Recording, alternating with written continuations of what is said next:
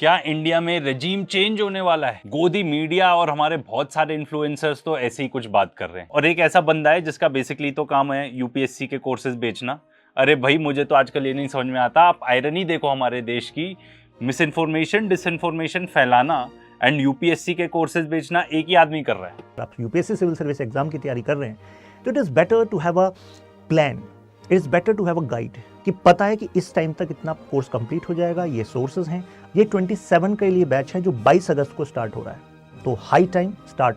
ऐसा state of affairs है हमारे देश में, इस हद तक हम आ गए हैं कि मिस इन्फॉर्मेशन डिसइंफॉर्मेशन को तो कोई समझता ही नहीं है, बस मुंह से कुछ भी बोल दो, इट डजंट मैटर। बन रही है 2024 में शेख हसीना, मतलब सोचिए फरवरी में चुनाव हो चुके हैं, प्रधानमंत्री बन चुकी हैं, अब प्रोटेस्ट होने लगते हैं देश में। कहा गया स्टूडेंट प्रोटेस्ट है, क्यों है?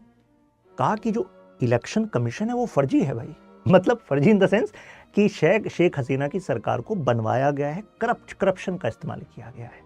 कहा गया कि अरे ये तो एक्चुअली ऑटोक्रेसी चला रही हैं, डिक्टेटरशिप की तरह काम कर रही हैं, तो ये इन पर आरोप लगे। तो आरोप में फिर एक वर्ड को फोकस में लाना चाहूंगा, वोटर फ्रॉड। सबसे पहले तो फ्रॉड नहीं, फ्रॉड होता है। तुम अपने मुंह से या तो तुमने इतना जो पान चबाया हुआ है या तो वो थूक दो, या फिर इतने जो पैसे ठूसे हुए हैं वो जरा बाहर निकाल लो, तो फ्रॉड नहीं, फ्रॉड होता है। इतनी सारी ये बकवास कर गया, चलो एक एक करके डीबंक करते हैं। सबसे पहले तो ये जो डेटा की बात कर रहे हैं वो इलेक्शन कमीशन का ही डेटा है। Shouldn't it be enough?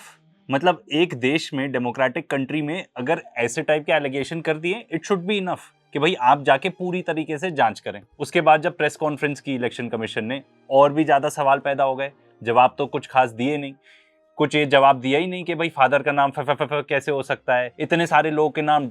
कैसे हो सकते हैं, क्यों इतने लाखों लोगों के जो एड्रेस हैं वो 00000 ऐसे करके हैं। एंड हाउस नंबर 0 एक्चुअली हो भी सकता है, ये इंडियन एक्सप्रेस का ही हमें आर्टिकल बता रहा है कि कितने सारे ऐसे वोटर्स हैं दिल्ली में जिनका एक्चुअली हाउस नंबर 0 है। This does not always mean कि ये फ्रॉडुलेंट वोटर्स हैं।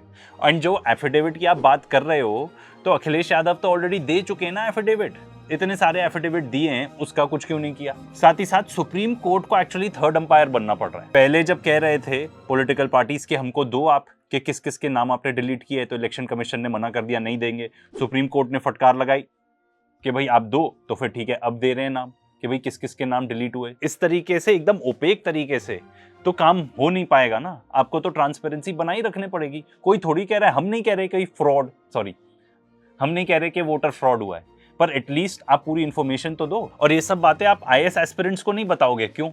क्योंकि आपको नैरेटिव पुश करना है, आपको आईएएस की पढ़ाई वढ़ाई नहीं करानी, लोगों को इन्फॉर्म्ड नहीं रखना, लोगों को जागरूक नहीं रखना, अपना नैरेटिव पुश करना है। क्या आप उसके लिए ये सब करते हो? दो यार इस आदमी को तो 4 थप्पड़ मुंह पे।